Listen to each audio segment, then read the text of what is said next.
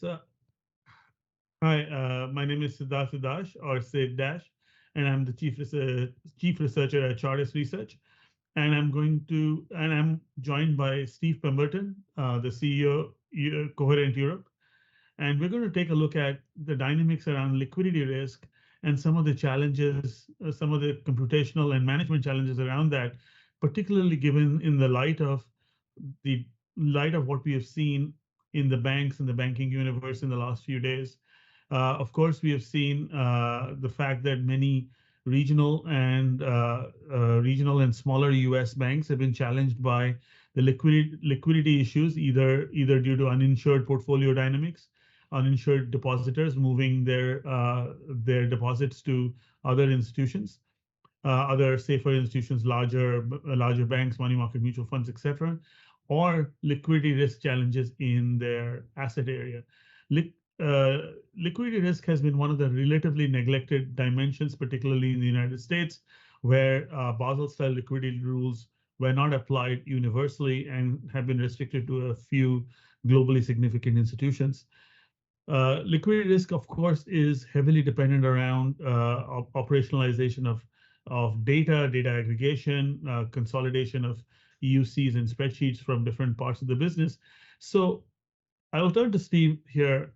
Steve, how do you address some of the challenges around this, given that so much of this is around EUCs, spreadsheets, and you need to integrate all of that? How do you address the issue of keeping things flexible as well as industrializing the processes? Yeah, no, thanks, Sid. So look, I guess when we talk about liquidity risk in its most basic form, what we're really talking about is the ratio of loans to deposits, right? So it's clearly a lot more complicated than that, and there are a huge number of contributory factors, but that's basically how you measure the liquidity risk.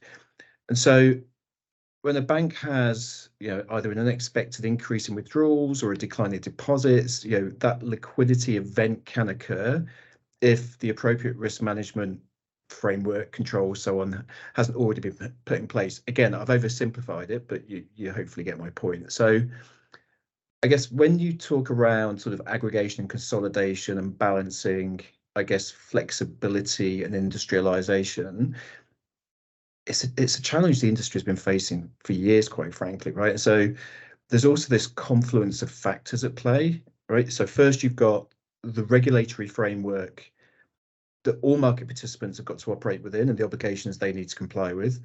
You also have internal risk management practices and procedures which differ from business to business and from firm to firm. And then you've got this, I guess, continuing evolution of the product landscape, right? So with new, oftentimes very complex products coming to market in a relatively short time frame. The one constant, at least that I see across all of this, is probably the much loved and at the same time often loathed spreadsheet, right? Which is no doubt here to stay.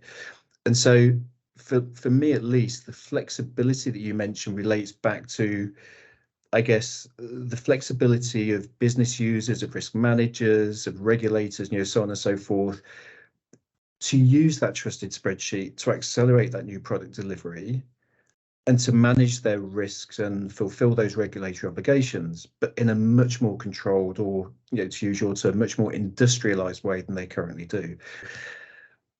I think what's happened with some of the recent bank defaults is, again, we don't really know yet. There's still a lot that hasn't come out, but I'd hazard an educated guess that many of the risk management practices were performed on and powered by spreadsheets, right? And those spreadsheets were not deployed into a industrialized control or risk management environment.